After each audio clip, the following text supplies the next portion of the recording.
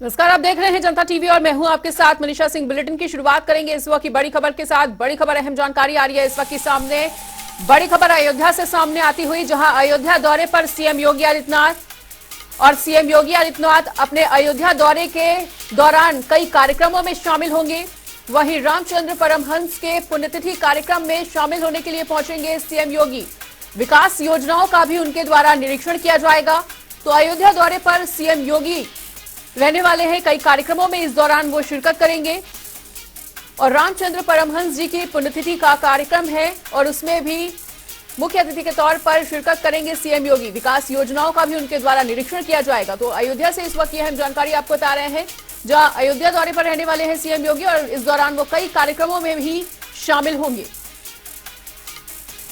तो रामचंद्र परमहंस जी की पुण्यतिथि का भी कार्यक्रम आयोजित किया गया है, जिसमें पहुंचेंगे शिरकत करने के लिए सीएम योगी आदित्यनाथ।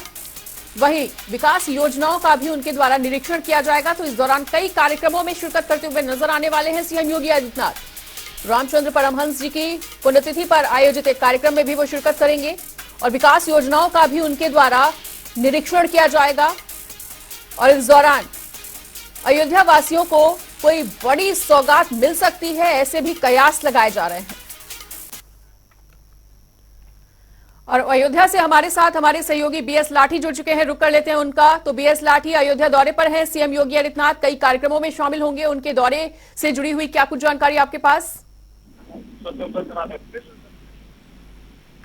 बिल्कुल मनीषा, जिस तरह से बात की जाए, जो सूबे के मुखिया अयोध्या आ जा रहे हैं, राम मंदिर के योगी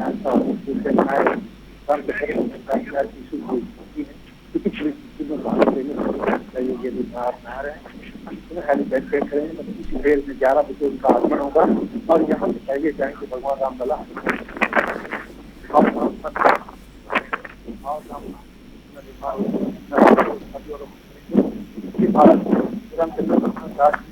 ठीक है बीएस लाठी, बिल्कुल। तो अयोध्या दौरे पर रहने वाले हैं सीएम योगी आदित्यनाथ और इस दौरान वो कई कार्यक्रमों में भी शामिल होंगे। तो रामनगरी पहुंच रहे हैं सीएम योगी आदित्यनाथ और उनके दौरे के मद्देनजर वहां पर कई कार्यक्रमों का आयोजन होना है, जिसमें शिरकत करेंगे सीएम योगी। वहीं उनके दौरे के मद्देनजर वहां पर तमाम तैयारियां भी की जा रही हैं। पुलिस प्रशासन चप्पे चप्पे पर अपनी नजर बना के रखे हुए है और पुलिस प्रशासन उनके दौरे के मद्देनजर तमाम तैयारियों में जुटा हुआ है। तो रामनगरी आएंगे सीएम योगी और इस दौरान वो कई कार्यक्रमों में शिरकत भी करेंगे।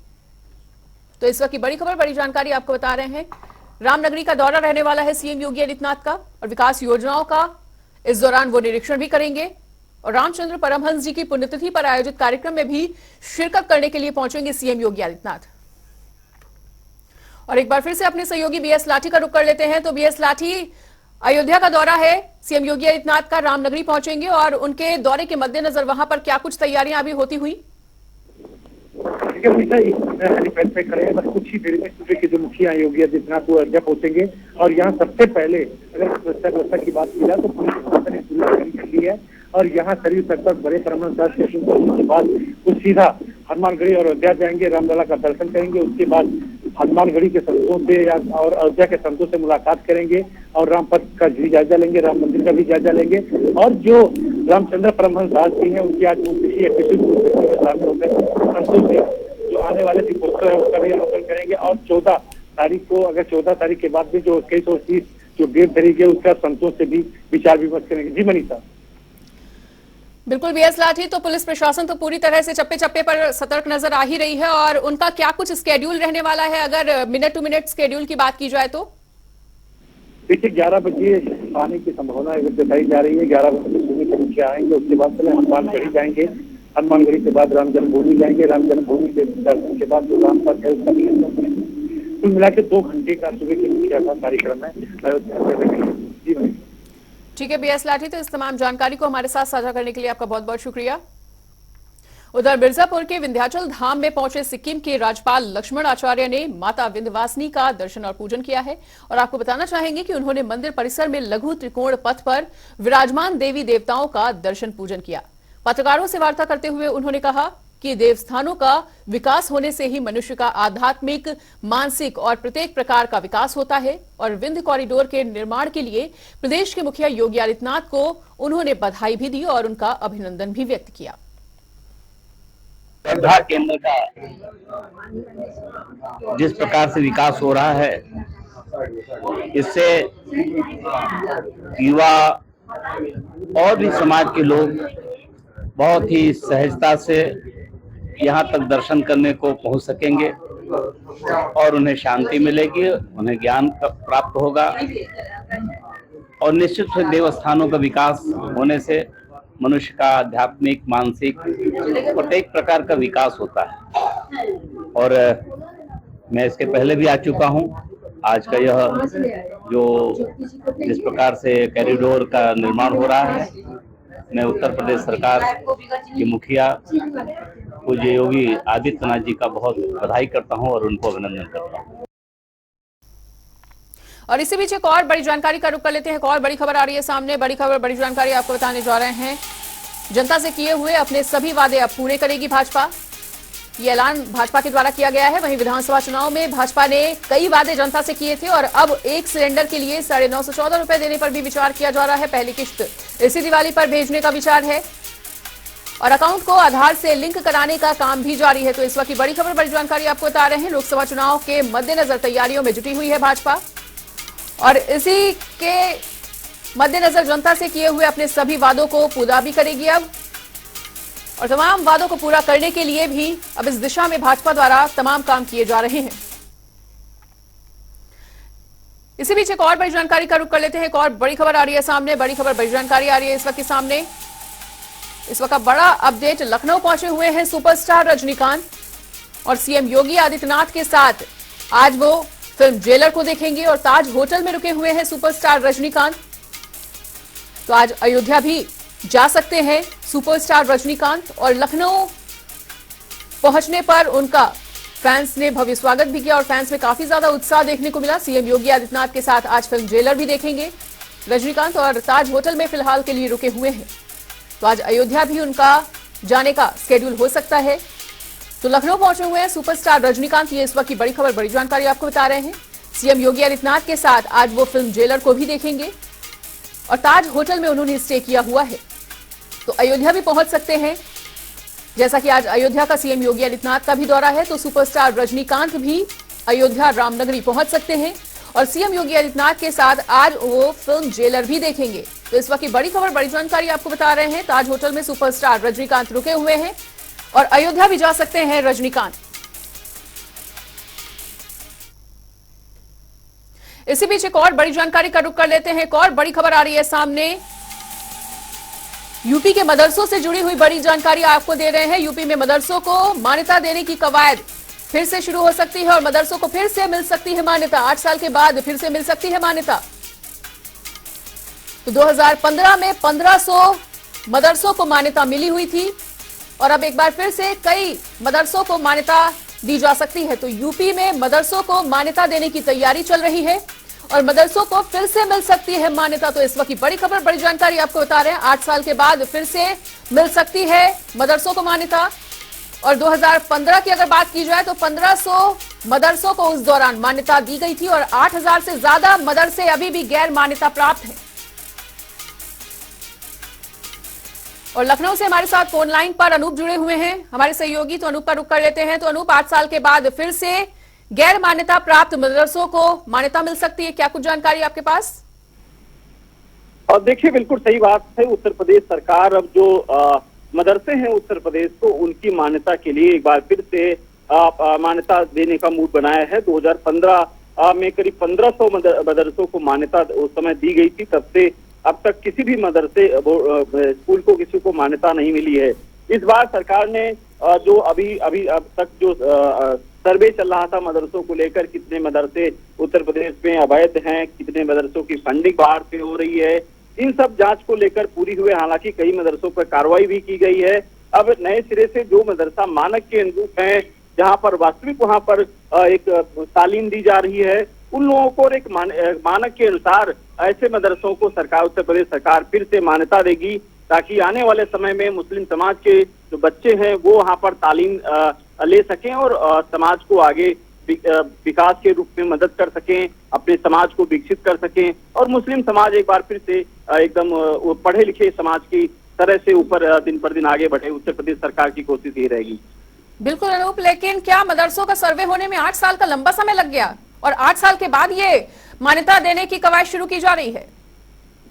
और देखिए 8 साल की ओर हम बात करें तो उनकी अखिलेश यादव की सरकार थी, तब मदरसों की मान्यता दी गई थी। उसके बाद 2017 में जब भारतीय जनता पार्टी की सरकार बनी उसके बाद मदरसों को मान्यता पे रोक लगाई गई, क्योंकि उस समय ये जानकारी जो सरकार को मिल रही थी कि तमाम मदरसों में अवैध रूप से चल रहे हैं, वहां पर शिक्षा के साथ साथ और भी वहां पर अराजक तत्वों का माहौल था। इस वजह से लगातार सरकार मदरसों पर जो नकेल कसती रही, जो अवैध मदरसे थे उन पर नकेल कसती।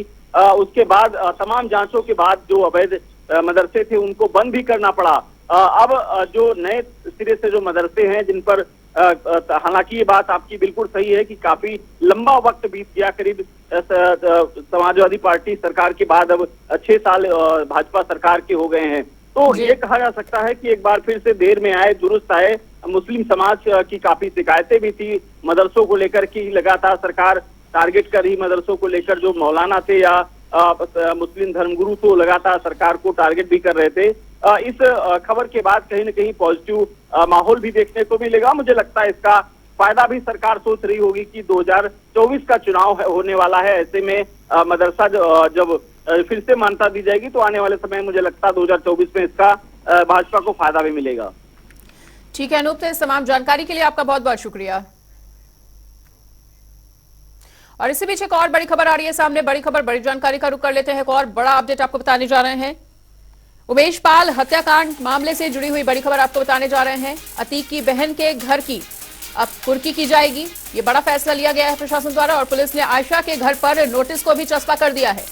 तो अतीक के बहन के घर कुर्की की जाएगी और आपको बता दें कि इसके मद्देनजर पुलिस ने आयशा के घर पर नोटिस को चस्पा कर दिया गया है। और उमेश पाल हत्याकांड में आरोपी है आयशा और केस में नाम आने के बाद से ही फरार चल रही है, तो अब उनके घर की कुर्की होगी और इसको लेकर पुलिस ने आयशा के घर पर नोटिस को भी चस्पा कर दिया है। उमेश पाल हत्याकांड में आरोपी हैं आयशा, जो कि फरार चल रही है केस में नाम आने के बाद से ही, और अब उनके घर की कुर्की की जाएगी।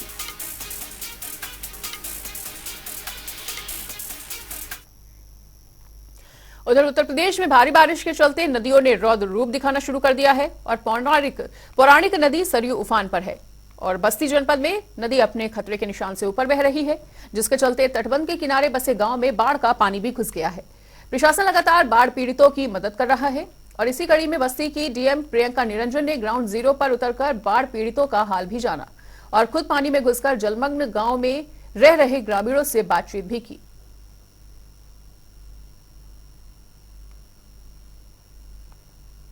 बस्ती बाढ़ की दृष्टि से अति संवेदनशील जनपदों में है और यहाँ सरयू नदी के जलस्तर में जो उतार चढ़ाव है मानसून के सीजन में हमेशा रहता है, तो उसी को लेकर अभी जो जल स्तर में वृद्धि हुई थी। 3 हमारे राजस्व गांव प्रभावित हुए हैं, इसमें 2 गांव विशुनदासपुर और सुभिखा बाबू के क्रमशः 90 और 50 घर प्रभावित हुए हैं, जबकि टेड़वा एक राजस्व ग्राम है उसके आंशिक रूप से 15 घर प्रभावित हुए हैं। लगातार सभी व्यवस्थाएं यहाँ कर दी गई हैं, नावों की व्यवस्था, मोटर बोट की व्यवस्था, मेडिकल टीम्स की व्यवस्था, साथ ही इनको राशन सामग्री भी सभी परिवारों को जो भी हमारे शासन के दिशा निर्देश है उसके अनुसार दी गई है और सब निरंतर हमारे सभी अधिकारी कर्मचारी यहाँ भ्रमण भी कर रहे हैं और सतर्क दृष्टि बनाए रखी जा रही है। किसी भी स्थिति में के लिए हमारा प्रशासन और समस्त व्यवस्था जो हमारे कर्मचारी हैं वो तैयार हैं और लोगों को किसी प्रकार की असुविधा नहीं होने दी जाएगी। और इसी के साथ अब रुक कर लेते हैं 2 मिनट में 10 बड़ी खबरों का।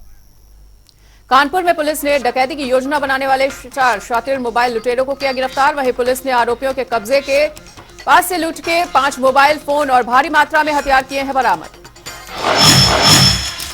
कानपुर के एक प्रतिनिधिमंडल ने एकल दिशा मार्ग को संशोधित किए जाने की रखी मांग। वहीं प्रतिनिधिमंडल का नेतृत्व कर व्यापारी नेता राकेश मिश्रा ने उठाई मांग। एटा में मामूली कहासुनी पर पति ने पत्नी को मारी गोली, वहीं गंभीर युवती को परिजनों ने अस्पताल में कराया भर्ती। फर्रुखाबाद में बाइक चालक ने 7 साल के बच्चे को मारी टक्कर, वहीं अस्पताल में उपचार के दौरान हुई बच्चे की मौत। आरोपी चालक के खिलाफ मुकदमा दर्ज। अमेठी में संदिग्ध परिस्थितियों में ब्यूटी पार्लर का संचालन कर रही युवती की मौत, वहीं फांसी के फंदे से लटकता हुआ मिला युवती का शव। मौके पर पहुंची पुलिस ने जांच की शुरू। बरेली के थाना कैंट क्षेत्र में यातायात नियमों को ताक पर रखकर युवा बना रहे हैं रील, वहीं स्कॉर्पियो गाड़ी पर स्टंट करते वीडियो हुआ वायरल। बरेली में पत्नी के अवैध संबंधों के शक में पति ने किया सुसाइड, वहीं शव के पास पुलिस को मिला सुसाइड नोट। पत्नी पर अन्य युवक से बात करने के लगाए हैं आरोप। नगर पालिका कासगंज सफाई कर्मचारियों की काम बंद हड़ताल आश्वासन के बाद हुई समाप्त, वहीं वाल्मीकि समाज के सभी नेताओं की मौजूदगी में सफाई कर्मियों को मांगे पूरी करने का दिया गया है आश्वासन। आगरा के थाना हरिपर्वत का हुआ कायाकल्प, वहीं बेहद भव्य और आकर्षक बना थाने का भवन। आगरा को कमिश्नरेट बनाए जाने के बाद पुलिस में आए कई बड़े सुधार। अमेठी में नौकरी से निकाले जाने के बाद आहत संविदा कर्मी ने किया हंगामा, वहीं लापरवाही बरतने के चलते काम से निकाले जाने की हो रही है चर्चा। हंगामे का वीडियो सोशल मीडिया पर वायरल। और यहां पर रुकेंगे छोटे से ब्रेक के लिए। खबरों का सिलसिला लगातार जारी है, देखते रहिए जनता टीवी।